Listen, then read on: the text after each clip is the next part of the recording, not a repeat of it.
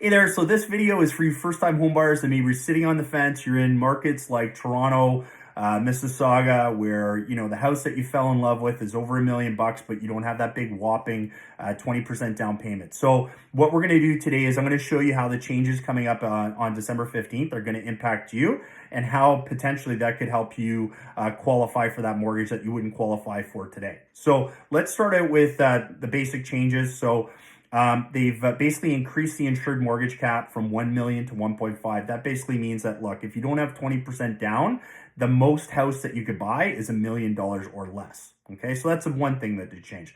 The next thing that they changed is they're enabling you to now extend your mortgage to 30 years. So a 30-year amortization.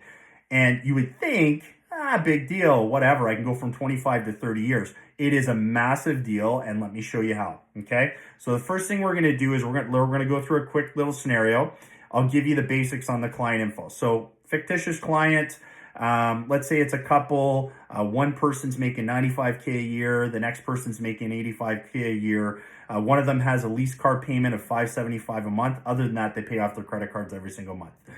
They've got a down payment of $95,039, and that's all they have for the down payment. They do have some additional funds saved up in their TFSAs for the closing costs, and they're going to be able to cover that. If we're going to do it today, a 5-year fixed rate might be, say, 4.29%, and we're going to do a 25-year amortization. So that's the scenario. Now let's go find a property. So I'm going to come over here to MLS. We see this property here is in Etobicoke. It's just under 12 million. Beautiful home, maybe good for house hacking too.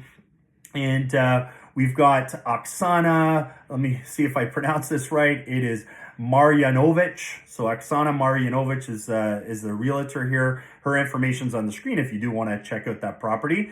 But what I need to know is I do need to know what the actual listing price is for this scenario, and I do need to know the property tax. So let's head on over to the purchase calculator so you can see that here on the app. I'm just going to click on that here. So the first thing I'm going to do is I'm going to tell the app that, hey, I want to run this scenario based on the new changes, and I want to tell it that I'm a first-time home buyer. So up at the top, you're going to see the options menu.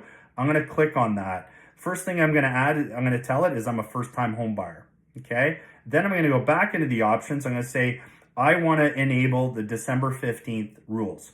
Now, what that's allowing me to do is run this scenario with less than 20% down on a property that's over $1 million and allow me to amortize it for 30 years. So let's see what that looks like. Now, first of all, if it was today's scenario, I would need to have 20% down in order to qualify. So that's almost $240,000 I would need. Who has that? Most people don't. So let's go in and let's put in the minimum down payment. So that's what did we have there? We had 95,039. So I'm just going to enter that. So basically that's 7.92%. So let's see if I run this with a 4.29 fixed rate at a mortgage payment of $6,226, whether or not they would qualify. They would not. And here's why.